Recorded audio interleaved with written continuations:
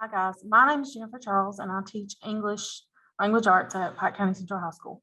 This summer, I got to be a part of the Modern Classrooms Project Summer Institute, thanks to KVEC. And I'm just going to tell you a little bit about how that affected my classroom teaching and some of the great things that I learned this summer. What will post-pandemic teaching look like? Should we be harnessing the power of technology in our classrooms to create a more equitable environment? We know that we're going to have kids miss 2 weeks at a time sometimes because they've been quarantined or because they have gotten COVID or, and prior to COVID, kids would miss school. And how do we catch them up? How do we keep everybody on the same page if they aren't in the classroom?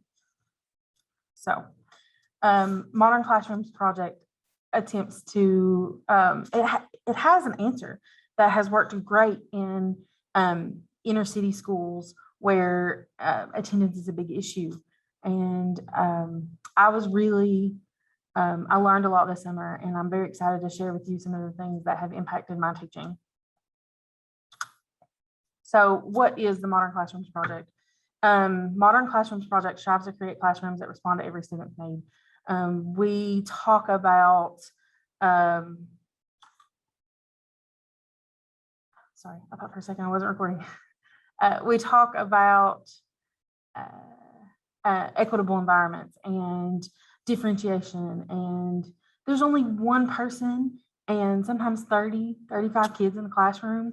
And how can one person give 30 people everything they need in 45 minutes? Modern Classrooms Project tries to answer that.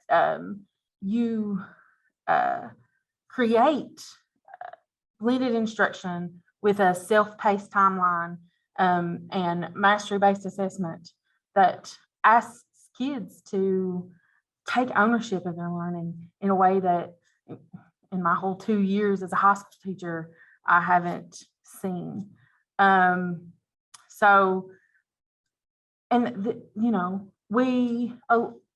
Some virtual stuff that we did last year, right? It gets a bad rep because we were strapped, right? We went online and we looked for a great video that did what we needed it to do. But Modern Classrooms Project asks us to do more than that. It wants us to create that video and then embed the questions within the video so that the kids are like answering the questions in the video. The idea of creating your own instruction so that the kids are still being taught by you, but they can access you multiple times. Okay, you don't have to repeat something that you said yesterday because so-and-so forgot it, because you've already created that video. You've already given them a place where they can go back and find the thing from yesterday that you said, or they missed yesterday. Okay, no problem. So this is where you should be, and this is the video you're working on.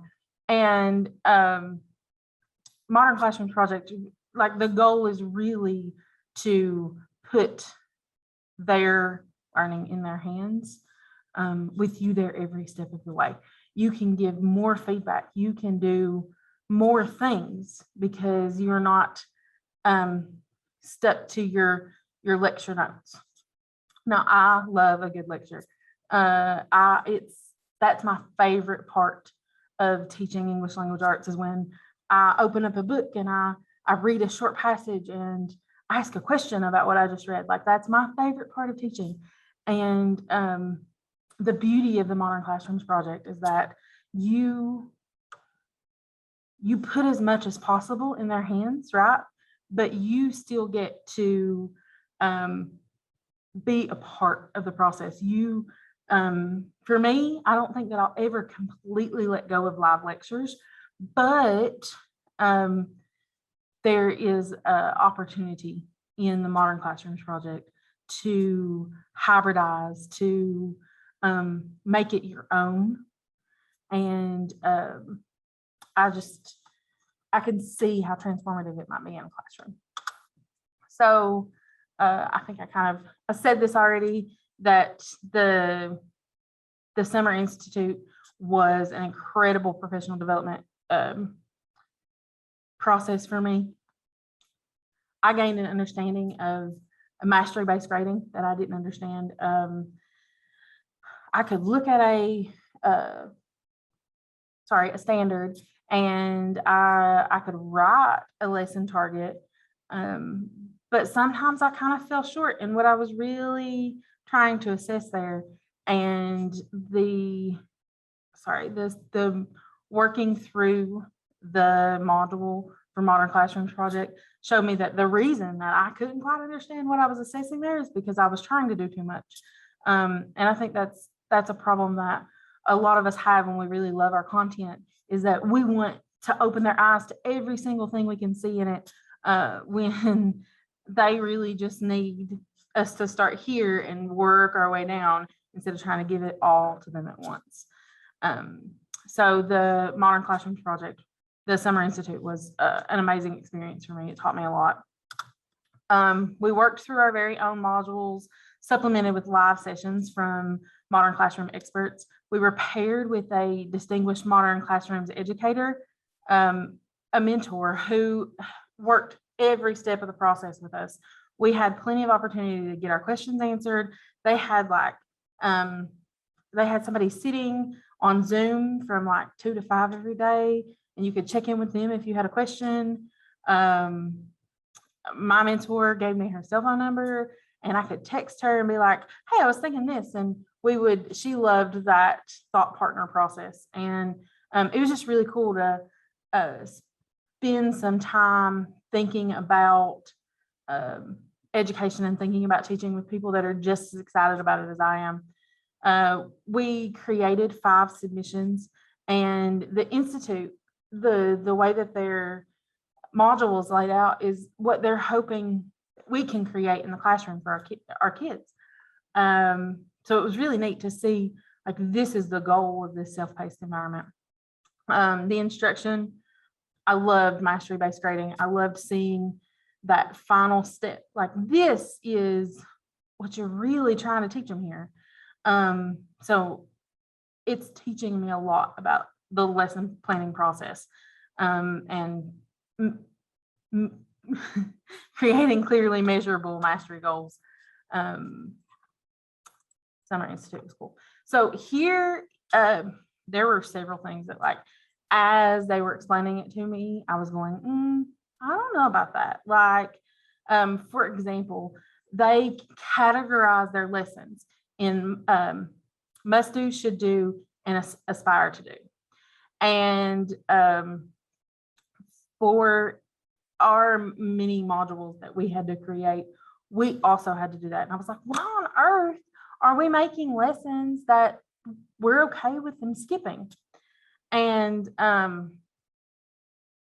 it's sometimes kids can learn what they need to learn without doing every single thing, right? And sometimes they need all those steps to really cement the learning. And my explanation here, have you ever had that student, the one that's like, works so hard, like they're in your classroom every single day, you see them tapping away, or they're head down reading as quickly as they can, and they're still not answering the questions as quick as George sitting next to them, because the processing is just not as fast as maybe they need, or they're more careful or more hesitant. Whatever it is, it's like whatever their barrier is, how do we help them cross it?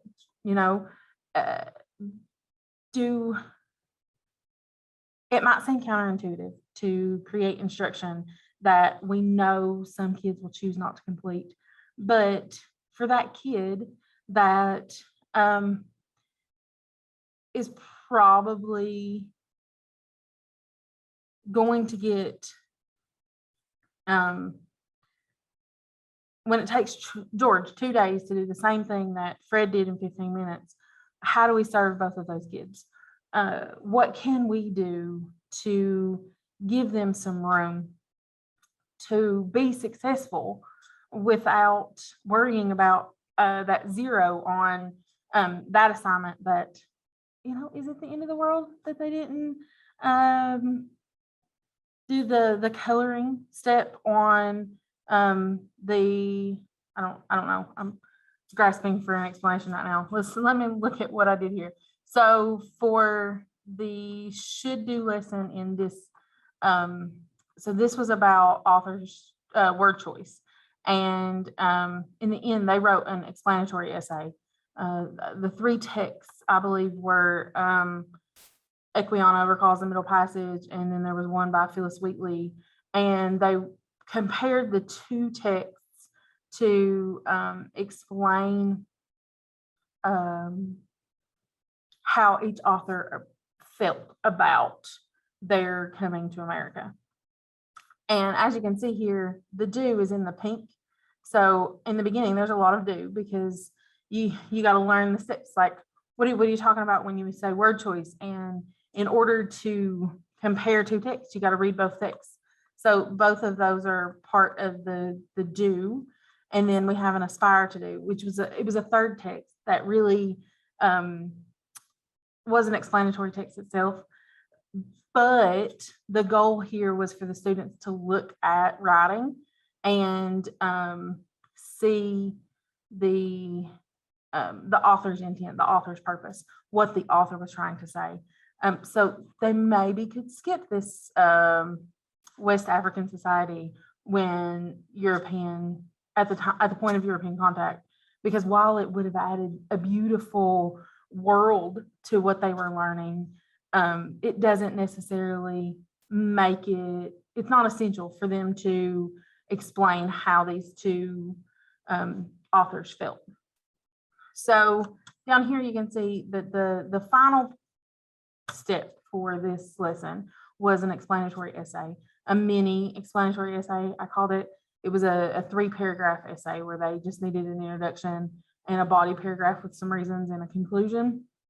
And I really took this opportunity because, you have those kids that are like, they love it when you help them, when you give them that chart and they can plan their essay with every little piece. But then you have other kids that are like, just give me a sheet of paper and let me write. So I thought about those kinds of kids as I was creating, like that seemed like something I could let go of, right? That's something that, while I'd love to give you points for organizing and thinking through, if you can do a decent essay without that step, that's something that you can skip. But see, everyone has to turn in that final draft, and they can even aspire to work with partners. So they needed a rough draft in order to have something for their partners to review in order to create a final draft. So a lot of times those aspire to do are things that the kids might want to do, might work a little faster in order to have time to get feedback from their friends or to read that extra piece because they're excited about this history. So all of that to say that skipping lessons is an interesting part. And I can see how it makes for a truly self-paced environment, because you do have those kids that work a lot faster and they love it when they have something to do. And you have those kids that are like struggling through the reading of the reading and the understanding, and maybe they don't get the time to have fun with the section so much.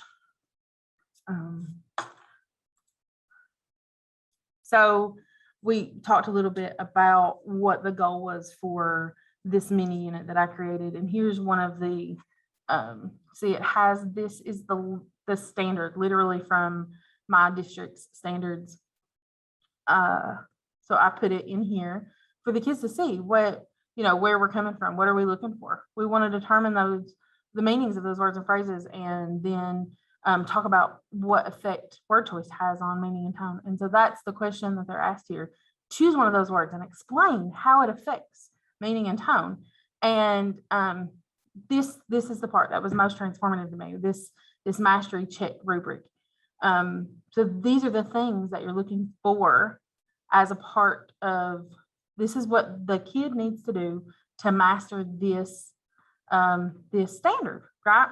They need to identify that significant word and explain, give insight into figurative, connotative, and denotative meaning of that chosen word. Like, how does the meaning affect overall what the author's trying to say? And then explain how the meaning helps the reader interpret the author's feelings on being brought to America. So the question is here, and it tells the kids all these things, that these are the things that they need to do. But they can see here in the mastery check rubric, oh, this is exactly what my teacher is looking for. She wants me to pick a word, tell what the word means, and explain how that word gives me, the reader, insight into what the author's thinking. So this is what I mean when I say that, like, my teaching was transformed through the creation of these mastery-based rubrics, through really looking at what we are looking for a kid to master one of our standards, for a kid to master our standards. What if they don't master it? What do we do then? Are we sitting here on the same unit all year long? No, they are going, for example, the one that I just showed you, they can pick more than one word from that poem in order to help explain how the author conveys meaning. So if they didn't quite get it the first time, depending on where they fell short of mastering, they will get direct feedback from me, and then they can go back into their text, or maybe they need to, I can see how they don't quite understand how words convey meaning. So I'll send them back to that ed puzzle that shows how words can convey meaning. Or I will send them back to the previous story or the other text, and maybe we'll look specifically at a word together. It depends on the student's needs, and that's the beauty of the self-paced learning environment, and students taking ownership of their learning and learning at their own paces, is that ideally you'll have some space. You'll create space for you to one-on-one conference with students. You'll create space to give them timely feedback to help them get there, to help them master in a way that we can sometimes miss when we ask the question and Susie answers it before other people have even had a chance to think about the question. And that can kind of be that can have a negative effect on you if you're sitting over here and like, I don't even understand the question and they already answered it. How do I'm never gonna. And the beauty of mastery-based grading is that the goal is that you will, and we'll work through it, and we'll find ways for you to do this together. So one of the things that I said this summer was that in my classroom, the students are the authors, and those questions will be open-ended, allowing them to reattempt the exact same question. Okay, you picked this word. Next time when you do this, you can't pick this word. You got to pick another word. But show me how a word conveys meaning. Show me how a word explains.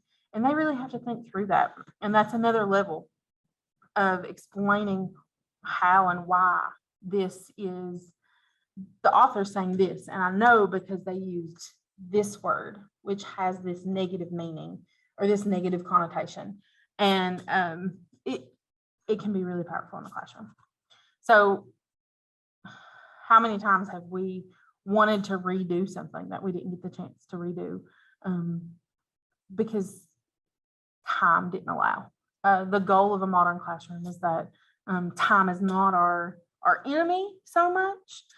There's still deadlines. Like you set a unit, if this unit's supposed to take 3 weeks, at the end of that 3 weeks, you're going on to your next unit. But the kids have worked through that unit together. They have each step, there's these pacing charts that I haven't quite embraced yet. But those pacing trackers help the kids see where everybody's at. And there's soft deadlines and hard deadlines. So when you see this, like lesson 1.2 would have a due date, and lesson 2.2 would have a due date, but they would be soft due dates. The goal is that there's going to be a hard due date here at the end, and they're going to know that hard due date way back here at the beginning. And they've got to work through all of the pink steps by this hard due date.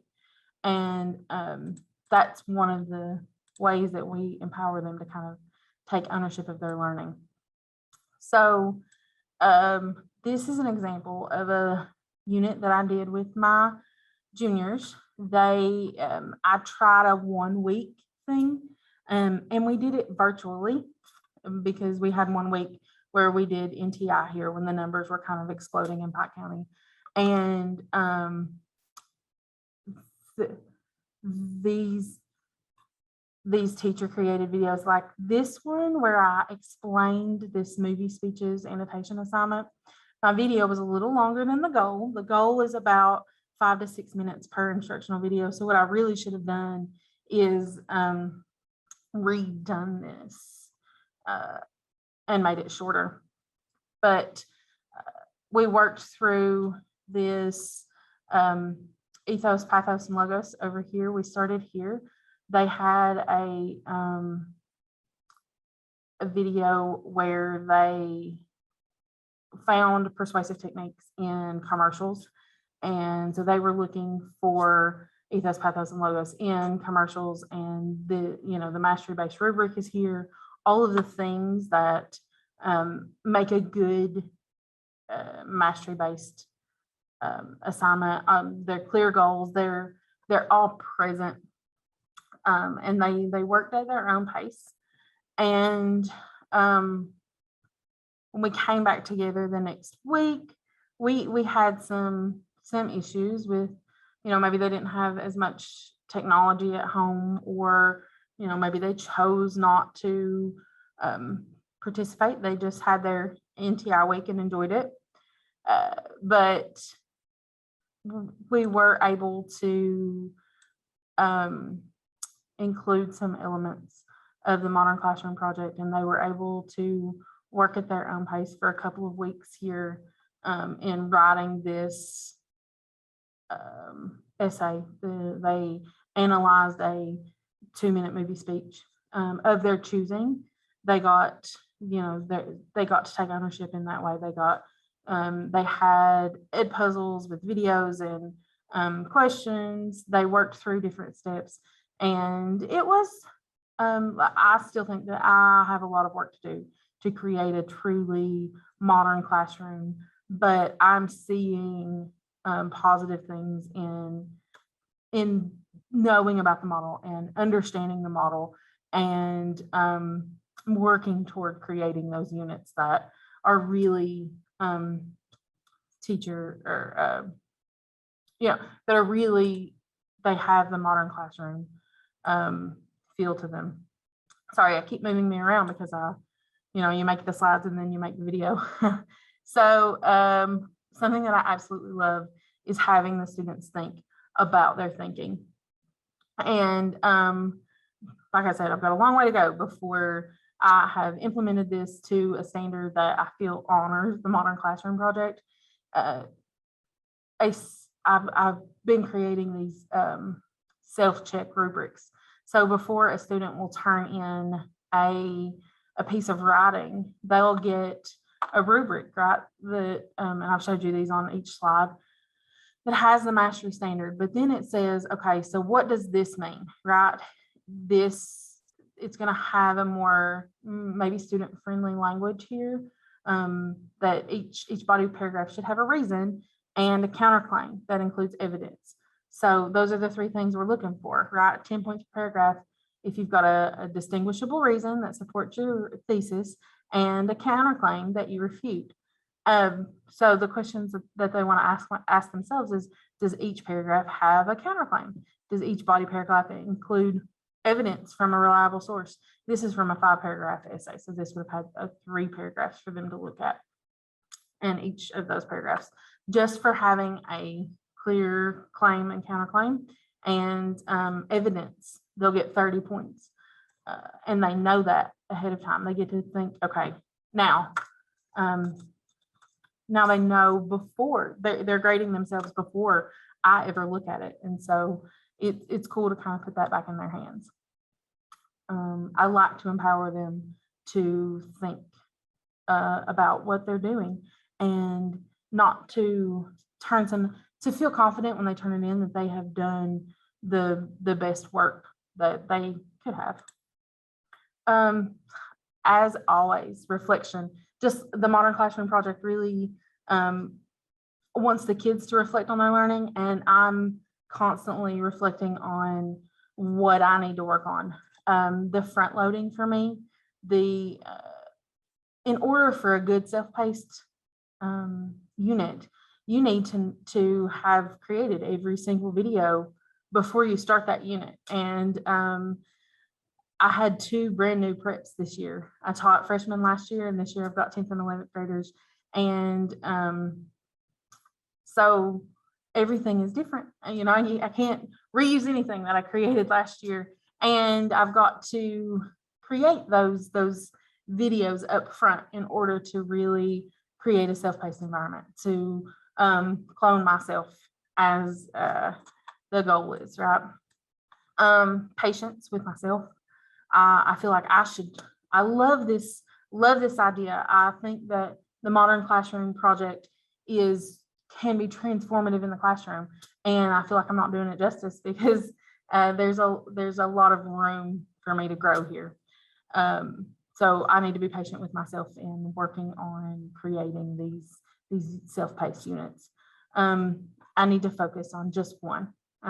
Just get those 10th graders on this Modern Classroom project, or focus on just this unit, creating one unit at a time. I can't get any further ahead than that. And collaboration in my classroom. I hesitate with COVID, and in my head, collaboration looks like one thing, like 4 desks turned so that students are facing each other. And what does that look like when we want them to be as spaced out as possible?